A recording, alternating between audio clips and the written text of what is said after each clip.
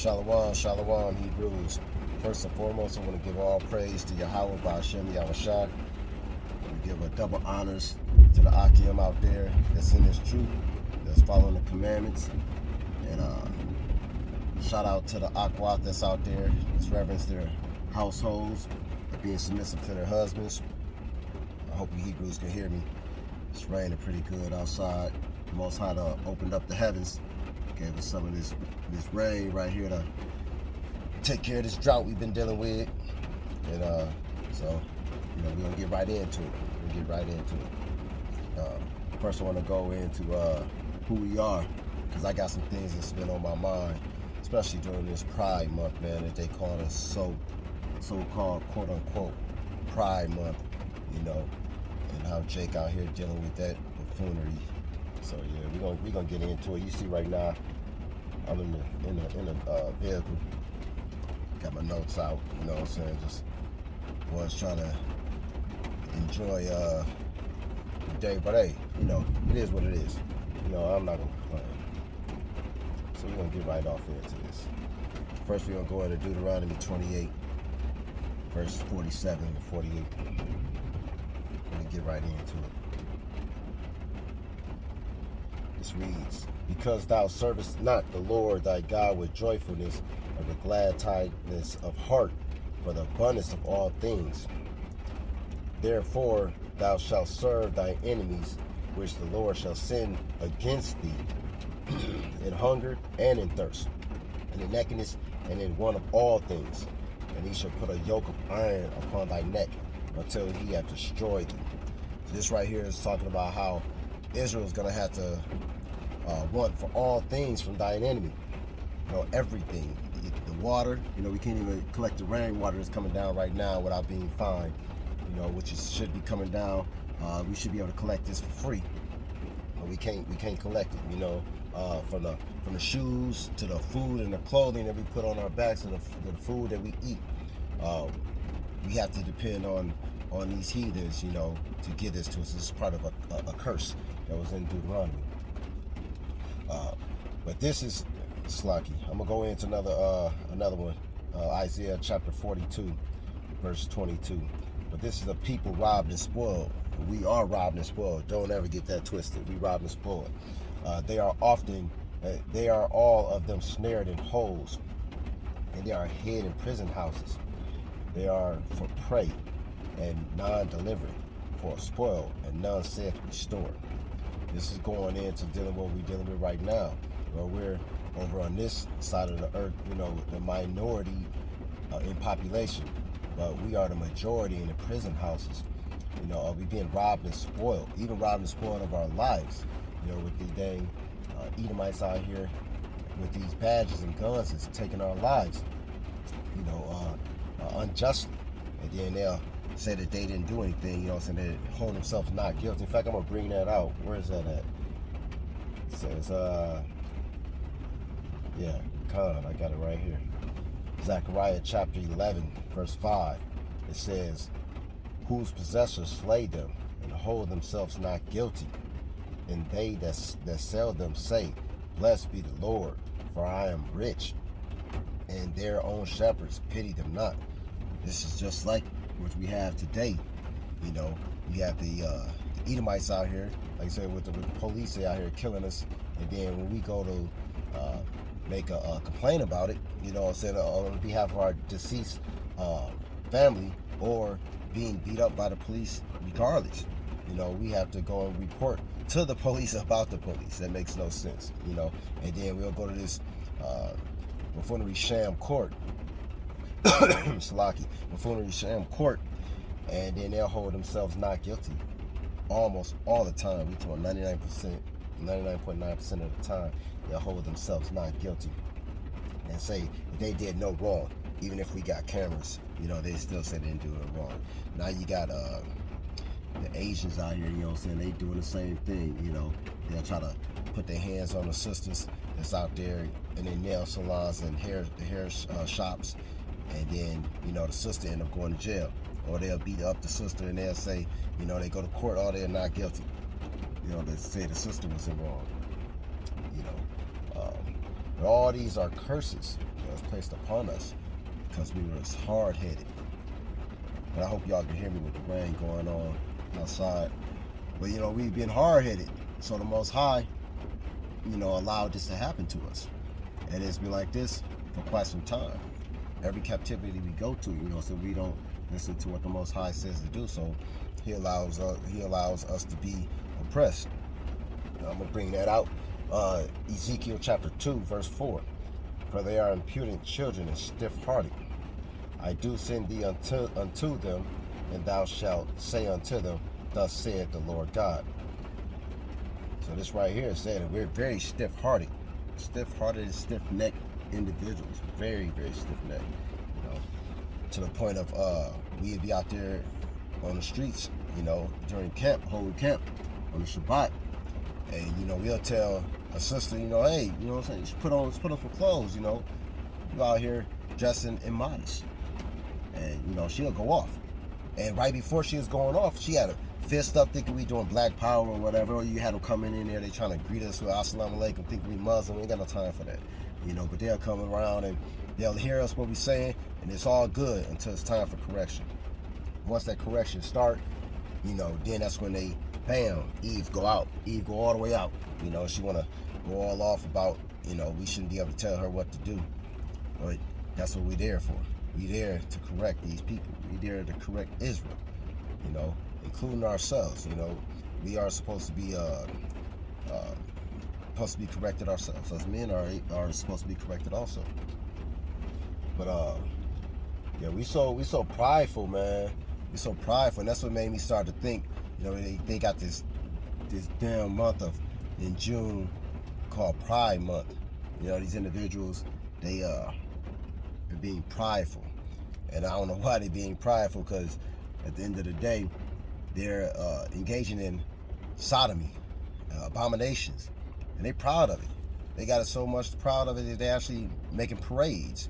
You go into Israel, we're supposed to, with those Edomites over there, they think that that's their land, and those fake Jews over there, I'll say that, they think that that's their land, and that's like the #1 capital of homosexuality. Yes, it's wild, how that plays out, but it ain't in them to begin with, so it's not a surprise. But I'm gonna bring out some scripts on this pride. Proverbs chapter 13, verse 10. Only by pride cometh contention, but the well advised is wisdom. And you see a lot of that. You see a lot of these flamers out here, man. These alphabet boys, LGBTQ, XYZ, whatever you want to call them.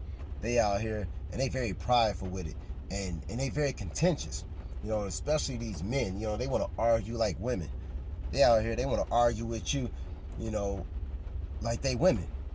And so I remember one time we was at camp, and one of the brothers had, corrected one of the LGB dudes, and he was with his mom, and it went off. Spirits came out, and both of them was acting like women, but they were arguing like women, but trying to come to the men of the Lord, like they were men. Like, it's all off. So that's that contentiousness that, that the Most High talk about. It said only by pride cometh contention. And, they got things twisted. But, yeah, I'm going to get off into that a little later. But it says pride goeth before destruction. And you can catch that in Proverbs chapter 16, verse 18. And a haughty spirit before a fall. So you can be haughty and prideful and get utter destruction. That's what's coming for them in their Pride Month. When that World War III jump off, that's exactly what's gonna happen. You're gonna have these women that's out here that's going off yapping. They're gonna be cleaving to the men. It says 7 of them. They can be cleaving to these men, and these LGB boys that's out here. Hey, it's over for them. But even with Jacob's trouble, that's what I mean with Jacob's trouble. These women, they ain't gonna be no feminists no more. They gonna be tossed around. These heathens gonna toss them around if they ain't careful. Because they ain't gonna have no man that they want to protect them.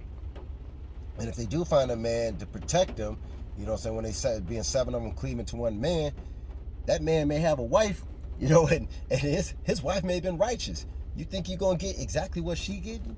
You know what I'm saying? We rationing out food, and you know what I'm saying? I got, you know, these 7 women over here, and this rebellious woman over here, she just trying to cleave on just for the protection. You know, there's no way I'm about to sit up there and give you and not get my rib. You know, that's not going to happen. You know, she should have thought about that when times was good. You know, now she wants to get that form of protection with that feminist bull crap. It's not gonna happen like that. You know, it's gonna be a lot of women that's out there. It's gonna be lost, man. They're gonna be kidnapped. They're gonna be taken away because they ain't gonna have no protection. And even some that got the protection, you know, it's gonna be men that's gonna be knocking on doors. I forgot where that script was talking about when it was men that was knocking on the doors, and it was, you know, they was trying to get that booty. You know, they was trying to get the boys. They're like, nah, we don't want her, we want him. You know, and I think it is. I don't know if it say that, but I believe that it was somebody in there was like, no, take my daughter, just so he wouldn't. He was like, nah, they wanted that boy. You know, and that's how them Edomites get down. You know, but they don't get it twisted. They'll snatch up one of these sisters too, especially one of them sisters that's not protected, because you know the Edomites, they very scary. So, you know, they'll snatch up one of them sisters that's not protected in a minute, one of them feminist women. But anyways, let's get back into this. In Deuteronomy chapter 23, verse 17, it says, there shall be no whore of the daughters of Israel, nor a sodomite of the sons of Israel. Thou shalt not bring the hire of a whore or the price of a dog into the house of the Lord thy God for any vow. For even both these are abomination unto the Lord thy God. So this is going into exactly what I was talking about, somewhat of what I was talking about, but this is going into more deeper now. Now it's talking about those women that was out there wanting to be whores, you know, and those men that was out there, you know, trying to twerk on dang Pride Month. All of them gonna get it. None of them was gonna make it into the house of the Lord. None of them. Thus saith the Lord. This is not my words. This is the Lord's words. We're going to get into some more, though, into Leviticus chapter 20, verse 15. And if a man lieth with a beast, he shall be put to death. And like I said, these ain't my words. These are the Most High's words. He said they're going to be put to death. That's it. I mean, that's it. You know, you got to repent. You out there spreading cheeks for another man, or you running in between the buns of another man, or you out there dressing like a woman with makeup on and all that. And you're gonna have to repent. That's going off. That's going off all the way. None of them is gonna make it into the house into the kingdom. You know, thus said the Lord. And they just too prideful. They're way too prideful. That's why they named it the Pride Month and the Pride Parade and all that. You know, it's nothing but all just pride. In Proverbs chapter 29, verse 23, it says, a man's pride shall bring him low. Takes them low, it brings them low, but honor shall uphold the humble in spirit. So the pride is making these boys low, these men that's acting effeminate and acting gay low, to a baseless type of individual. You know, these individuals are acting in almost an animalistic way, if you want to say. Even the animals, you know, they know what to do. You know, they obey what the Most High says. You know, it's just Jake. You know, he out there bad. In fact, I had a script that was on that. I think I can't find it. Let's see. I get into it, and when I find it, I'll let y'all know. But in 1 Corinthians chapter 6, verse 9, it says, know ye not that the unrighteous shall not inherit the kingdom of God? Be not deceived, neither fornicators, nor adulterers, nor adulteress, nor effeminate, nor abusers of themselves with mankind, nor thieves, nor covetous, nor drunkards, nor revilers, nor extortioners shall inherit the kingdom of Yahweh. Thus said the Lord. It's not my words again. This is what he says. None of them will inherit. None of them. And this is because they're not listening to what the Most High says. They think the Most High playing with them. I seen on the video last night, man. I think it was, I can't remember. It was on YouTube or something like that. Somebody, I don't know exactly the full story of it, but somebody was in the street and a car came flying through, boom, hit him. Man, you already know the guy was already diced into pieces. It was over. There was no saving that man. He was all in the grill, probably sent through the exhaust pipe and out the muffler. And, you know, and some brothers had put on there, you know, they had put some comments on there saying that this was the punishment, you know, that the Most High don't play. But, yeah, nobody knows when that time is going to come. You know, you got to get right. You got to get right with the Lord. You got to get right and follow these laws, statutes, and commandments. You know, sisters should be out there. They shouldn't be out there doing no twerking on the TikTok videos, and you know they shouldn't be out there. In fact, I'm gonna bring that out. I'm gonna bring that out real quick.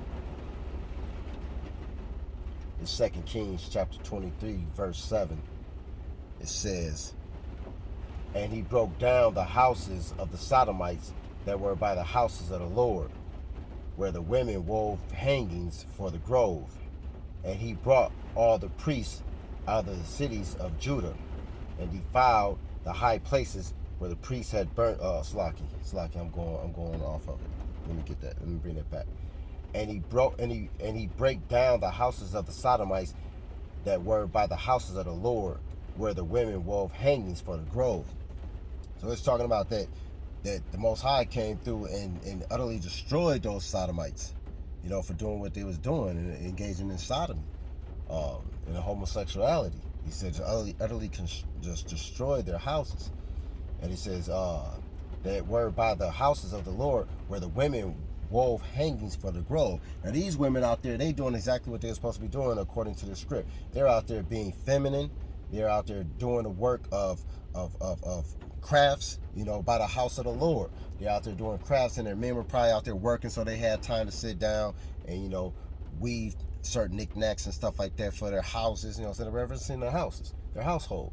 But these sodomites out there, man, they had to get it, you know, and that's what the women should be doing. They shouldn't be out there doing on TikTok videos and for TikTok and IG, you know, Instagram.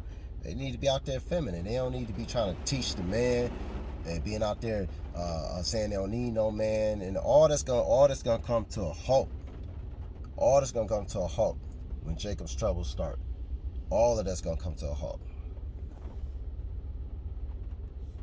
But yeah, like I said, the most high, man, he gonna come deal with it. And then these brothers that's out there being lukewarm or being on a base mentality, you know, they're gonna have to get dealt with. Simple as that.